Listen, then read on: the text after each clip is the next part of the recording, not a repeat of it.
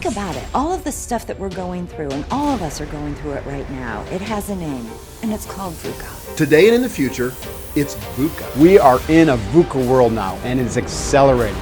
The future is moving faster and faster, faster than we think. Living in a world of accelerating VUCA, we really need those big, hairy, audacious goals to inspire us to have something, a vision to look forward to. What I've found looking and operating in the environment that we all confront today, I've found that all of this VUCA out there combines to impact a person's ability to understand, to communicate, to make decisions, and ultimately to act decisively.